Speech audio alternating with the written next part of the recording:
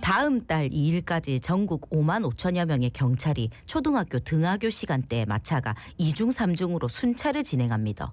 이달에 아이들을 대상으로 한 유괴 시도 사건이 잇따랐기 때문이지요. 뿐만 아니라 아동을 대상으로 한 성범죄 사건도 큰 논란이 되고 있습니다. 관련해가지고 자세히 알아볼게요. 네, 영산대 경찰행정학과 심혜인 교수 스튜디오 모셨습니다. 어서 오십시오. 안녕하십니까. 안녕하십니까. 네, 교수님. 전국에서 동시다발적으로 아동을 유괴하려다 미수에 그치는 일들이 발생하면서 대검찰청이 유괴 사범에 대한 엄정 대응을 지시하기도 했습니다. 이 아동 유괴 미수 사건 갑자기 이렇게 많이 발생한 이유를 어떻게 보시는지요? 네, 2025년 올해 1월부터 8월까지 미성년자 대상 약취나 유인 사건이 173건이 발생했고 이 중 미수 사건이 75건에 이릅니다. 2020년에 104건에서 지난해 144건으로 증가한 것을 볼 때 사회적 우려가 커지고 있다고 보여지는데요. 복합적인 영향 요인들을 볼 수가 있는데 우선 사회경제적 불안정이 중요한 배경 요인으로 작용하고 있지 않나라고 생각이 듭니다. 경제적 불확실성과 소득 격차 확대, 사회적 지지만 결여 등이 복합적으로 작용해서 일부 범죄자들이 충동적 범행에 나서는 경향이 증가하고 있습니다. 뿐만 아니라 디지털 환경 변화로 SNS와 디지털 플랫폼 확산으로 아동과 범죄자가 접점이 다양해졌습니다. 온라인상에서 아동의 개인정보와 동선 파악이 용이해져서 개인적 범행 가능성이 높아지고 있는 실정이라고 보여집니다. 예, 이 유괴범들의 주된 범행 동기는 어땠습니까? 네, 최근 발생한 사건들을 분석해 보면 동기 패턴이 과거와 좀 달라지고 있는데요. 경찰청 수사 결과 자료에 따르면 2024년 아동 유괴 시도 사건의 동기 분포를 살펴봤을 때 가장 높은 비율은 65%로 성적인 목적이었습니다. 그리고 다음으로는 정신적인 충동이나 관심 끌기가 약 20%, 금전적인 목적이 약 10%, 복수나 감정적 원한이 약 5% 수준이었습니다. 주목할 변화는 성적 동기의 급증입니다. 과거 유괴하면 몸값 요구를 떠올렸지만 현재는 성범죄로 이어질 가능성이 압도적으로 높은 상황입니다. 네, 이 아동 유괴범들 어떤 식으로 접근을 하고 있는 건지 사례들을 좀 알고 싶습니다. 네, 실제 현장에서 목격된 접근 방식을 구체적으로 좀 분석해 보자면 최근에 서대문구 사건에서 드러난 전형적 패턴을 보면 20대 남성 3명이 차량을 이용해서 귀엽다 또는 집에 데려다 줄게 라고 말하며 접근했습니다. 이처럼 친절한 도우미 역할을 가장하는 것이 가장 흔한 수법입니다. 공간적인 특성도 있는데요. 학교 정문 앞 50m 이내에서 발생한 경우가 전체 시도의 40%이고요. 아파트나 엘리베이터 내부에서 발생하는 밀폐된 공간에서 발생하는 경우가 25%, 놀이터나 공원, 보호자 시선이 닿지 않는 사각지대에서 발생하는 경우가 20%, 학원가나 골목에서 발생하는 혼자 아이들이 다니는 시간대를 노리는 경우가 15%입니다. 시간대 분석도 좀 명확한데요. 학교 시간이 오후 1시에서 4시 사이가 60%로 가장 높고요. 학원이 마치는 시간인 오후 7시에서 9시 사이 25%, 주말 오후가 2시에서 6시인 15%가 심리적 접근 전략에서 3가지 패턴이 드러나는 경우가 있는데 그것은 권위자 사칭이 가장 교묘합니다.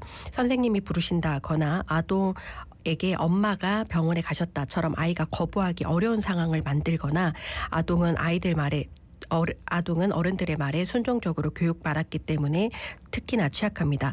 다음으로는 호기심을 자극하는 강아지를 보러 갈래 또는 게임을 잘하니 집에 가서 더 재밌는 게임을 해보지 않겠느냐라는 것들. 그리고 마지막으로는 단계적으로 신뢰를 구축합니다. 온라인에서 주로 나타나는데요.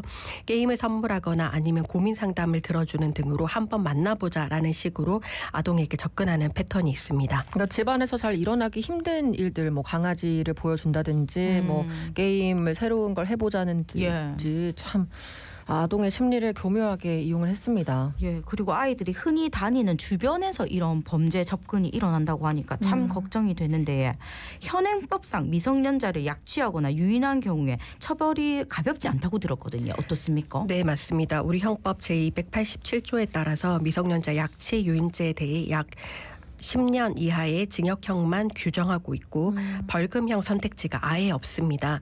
이는 입법자가 이 범죄를 반드시 감옥에 가야 할 중대 범죄로 규정했다는 것을 의미합니다. 특히 주목할 점은 미수도 동일하게 처벌한다는 지점입니다. 네. 실제로 아이를 데려가지 못했어도 유인 시도만으로 최대 10년형까지도 가능합니다.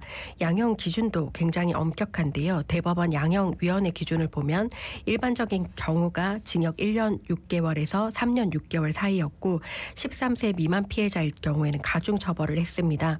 그리고 집단범행이나 상습범인 경우는 징역 2년 6개월에서 5년까지도 집행이 이루어졌고요. 살해 목적을 동반하는 경우에는 사형 또는 무기징역 또는 7년 이상의 징역형까지도 나타나고 있어서 대법원 판례의 엄격성도 굉장히 두드러지고 있는 범죄 내용입니다. 그러면은 그 미수범의 경우에도 벌금형 없이 징역형으로 바로 가는 건가요? 네, 맞습니다. 현실적으로 미수범 처벌에는 좀 한계가 있는 것도 있습니다. 네. 법정형에서 동일하다고는 말씀은 드렸지만 실제 법원 판례에서는 상당한 좀 차이가 나타나는데요. 완성법 평균 선고형 같은 경우에는 징역 3년에서 5년 정도의 실형이지만 실질적으로 미수범 평균적인 선고형은 징역 1년에서 2년 정도 집행유예를 포함하고 있습니다. 왜 이런 차이가 발생하는 걸까라고 본다면 우리 형법 체계가 결과 중심주의에 기반하고 있기 때문입니다. 실제 피해가 발생하지 않았다는 이유로 법관들이 양형에서 참작하는 사례가 많습니다. 최근 하지만 변화 조짐도 감지되고 있는데요. 올해 9월에 남양주 사건에서 70대 남성이 미수임에도 불구하고 징역 4년의 실형을 받은 경우가 있습니다.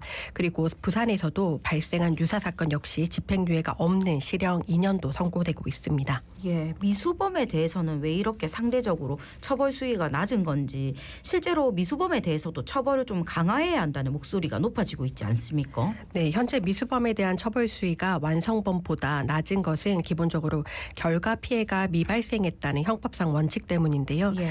우리 형법 체계에서는 범죄 미수의 경우 실제 피해가 발생하지 않았으므로 가벌성과 책임 능력을 완성범보다 낮게 평가하는 경향이 있어 왔습니다. 하지만 최근 아동 대상 약취 요인 미수 사건들이 반복적으로 발생하고 있으면서 상황이 달라지고 있는데요. 피해 예방에 실패했을 때 결과의 심각성과 높은 재범 위험성이 사회적 이슈로 크게 부각되면서 실제로 법원에서도 변화된 모습을 보이고 있습니다. 최근에는 사회적 불안감, 범행 동기와 준비성, 재범 위험성 등 양행 요소로 점점 더 중요하게 다루어지고 있습니다. 네, 원래 집유 포함 1년이었는데 최근에 2년 선고되기도 하고 조금 더 강화돼야 할 필요성이 확실히 보입니다. 경찰은 대대적인 예방 순찰을 실시하고 또 학교에는 예방 교육을, 집에서는 교육과 함께 호신용품을 아이들에게 쥐어주기도 하고 여러 방면으로 노력을 하고 있는데 유괴 범죄를 근절하기 위해서는 근본적인 대책이 필요하겠죠. 네, 맞습니다. 현재 대응책들의 한계를 살펴보자고 한다면 사후 대응에 치중되어 있다는 점입니다. 순찰 강화는 일시적이고 호신용품은 실제 위기 상황에서 아동이 제대로 사용하기가 과연 가능할지 물음표가 뜨는데요. 네. 진정한 근본 대책은 사전 예측 시스템이 구축이 필요하다고 생각합니다. 예. 미국 시카고의 예측적 치안 사례를 보면 과거 5년간 범죄 데이터를 AI 분석을 해서 아동 범죄 고위험 지역과 시간대를 97% 정확도로 예측하고 있습니다. 구체적으로 세 가지 시스템적 접근이 필요한데요. 먼저 위험 예측 알고리즘 도입부터 시작해야 합니다. 학교 주변의 500m 반경이나 학교 시간대 유괴가 많이 발생했던 요인들을 바탕으로 해서 변수를 분석해 실시간 위험도를 산출하고 해당 지역에 순찰을 집중 배치하는 시스템입니다. 다음으로는 통합 모니터링 네트워크 구축이 핵심인데요. 현재 학교, 경찰, 가정이 각각 따로 대응하고 있다는 게 문제점입니다. 실시간 정보 공유 플랫폼을 통해서 의심스러운 차량이나 인물이 어떤 특정 학교 근처에서 목격되고 있다라는 정보가 즉시 인근 모든 학교와 학부모에게 전달될 필요가 있습니다. 그리고 마지막으로는 아동 중심의 능동적 안전망 구축이 필요합니다. 기존의 아동들에게 조심하라라는 수동적 교육에서 벗어나서 아이들이 직접 위험을 판단하고 대응할 수 있는 시나리오 훈련이 필요합니다. 엘리베이터에서 모르는 어른과 단둘이 있을 때 또는 차에서 내리라고 강요를 당할 때 등과 같은 구체적 상황별 대응 매뉴얼을 체계화시킬 필요가 있습니다. 예, 이 유괴 범죄를 근절하기 위해서 사건 예측 시스템이 대책이 꼭 필요해 보입니다. 그런데 아동을 대상으로 한 유괴 범죄뿐만 아니라 어린 학생들을 성범죄 표적으로 삼아 범행을 저지르는 아동 성범죄도 중대하게 바라봐야 할 범죄인데 최근에 초등학생들을 교장실에서 추행하고 성적 학대를 일삼은 교장이 징역형을 선고받지 않았습니까? 네, 원주 초등학교 교장 성추행 사건을 말씀하시는 것 같은데요. 예. 이번 사건은 2023년 4월부터 약 9개월간 강원도 원주의 한 초등학교 교장이 만 6세에서 11세 초등학생 10명을 대상으로 약 250회 차례에 걸쳐 성추행과 성적 학대를 저질렀다는 점에서 매우 충격적인 사건으로 다루어지고 있습니다. 춘천지방법원 원주지원은 이 교장에게 징역 8년을 선고했고요. 성폭력 치료 프로그램 80시간 이수, 아동 청소년 관련 기간 10년 취업 제한까지 명령했습니다. 이 사건에서 특히 주목할 점은 교장이 아동학대 신고 의무자라는 신분임에도 불구하고 오히려 악용을 해서 아이들을 표적으로 삼았다는 지점입니다. 본래 아동을 보호해야 할 교육자가 학교라는 안전한 공간 속에서 지속적으로 범행을 저질렀다는 점에서 그 죄질이 매우 중하다고 보여집니다. 학교는 안전하고 보호받아야 하는 곳인데 오히려 또 학교의 교장실에서 말이 안 되는 사건이죠. 아동 성범죄를 특히나 심각하게 봐야 하는 이유 중에 하나가 아이들은 성적 자기결정권이 성인처럼 정립돼 있지 않은 상황 아닙니까? 네, 맞습니다. 아동 성범죄가 더욱 중대하게 다루어져야 하는 가장 핵심적인 이유가 말씀하신 것처럼 아동의 성적 자기결정권이 성인과 달리 온전히 형성되어 있지 않다는 지점입니다. 국내 발달심리 연구에 따르면 아동은 성적 행위의 의미와 결과를 충분히 이해하거나 명확한 거부 의사를 표현한 인지력과 판단력이 매우 미숙한 상태다라고 판단이 되는데요. 이 때문에 우리나라를 비롯한 여러 선진국에서는 13세 미만 또는 16세 미만 아동 또는 청소년에 대해서는 동의 여부와 상관없이 성인에 의한 성적 행위를 모두 엄격하게 처벌하는 절대적 보호주의를 취하고 있습니다. 우리 대법원 판례에서도 피해자가 진심으로 동의했다고 하더라도 그 동의가 충분한 이해와 판단 없이 이루어진 경우에는 이를 온전한 성격의 자기결정권 행사로 볼 수 없다고 명확히 판시하고 있습니다. 또한 아동 성범죄 피해자는 범행 이후에도 장기적인 정신적 심리적 후유증이 남을 가능성이 성인보다 월등히 높고 재범률도 높다는 특징이 있습니다. 예. 자, 그러면 아동 성범죄 가해자는 어떤 특성을 보이는지 주변에서 알아차릴 수 있는 신호 같은 게 있을까요? 네, 아동 성범죄 가해자는 대체로 낮은 자존감, 공감 능력이 부족하거나 감정 통제가 어렵고 반사회적 성향 등을 보이고 통제하기 쉬운 아동을 대상으로 범죄에 대한 죄책감 없이 접근하는 경향성이 강합니다. 주변에 감지할 수 있는 경고 신호를 한번 살펴보면 과도하게 어린이에게 접근하는 경우 또는 특별하게 대우하는 경우 또는 아이들에게 이건 어른들에게 말하지 말라라고 이야기하며 비밀을 강요하는 경우, 무단 동행을 시도하는 경우, 연령대에 있어서는 최근에는 어린 경우에도 납치 아동을 유기하는 경우도 있기 때문에 이런 경우도 한번 살펴볼 필요가 있을 것 같습니다. 네, 아까 우리 그 미수 사건에 대해서도 처벌을 강화해야 한다고 얘기를 했던 것 중에 또 생각을 해보니 피해자의 입장에서는 평생을 트라우마를 안고 살아갈 수도 있는 문제잖아요. 근데 이 피해 아동을 돕기 위해서는 주변에서 부모나 교사 어떤 역할을 해야 할까요? 네, 아동 성범죄 예방과 피해 아동을 지원하기 위해서는 부모, 교사, 주변인들이 모두 역할을 할 필요가 있는데요. 아이가 이상 신호를 보이거나 도움을 요청할 때 즉각 믿고 지지할 필요가 있습니다. 네. 내 탓이 아니야라는 확신과 심리적 안정이 장기적 회복에 큰 영향을 미치기 때문입니다. 그리고 가정과 학교에서는 모르는 어른이나 불편한 상황이 있으면 바로 알려달라 또는 비밀 강요는 잘못된 것이다라는 원칙을 일상 대화로 자연스럽게 주입시키고 신체 자율권과 기본 성교육을 체계적으로 병행할 필요가 있습니다.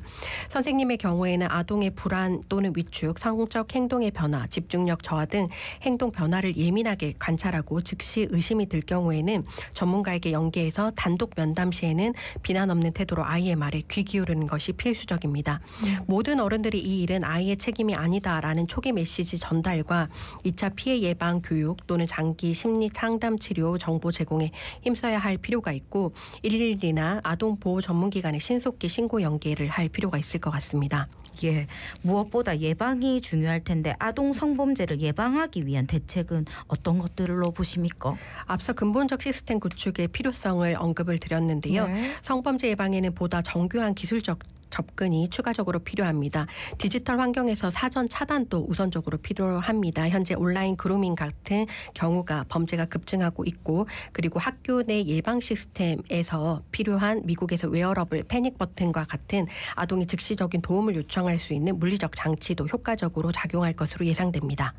네, 우리 아이들이 살아갈 이 사회에 대해서 조금 더 믿음과 안전이 중요시 돼야 된다는 생각을 계속해서 해봅니다. 끝으로 한 말씀 남겨주신다면요. 네, 최근에 디지털 환경 변화가 있음으로 인해서 저희가 무분별하게 아이들의 SNS에 업로드된 것들을 많이 네. 볼 수가 있을 것 같은데요.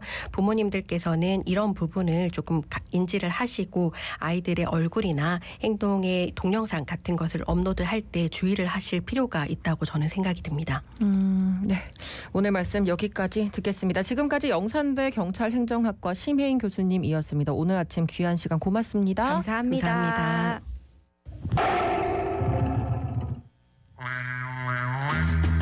오늘 아침 부산 최저기온 20도로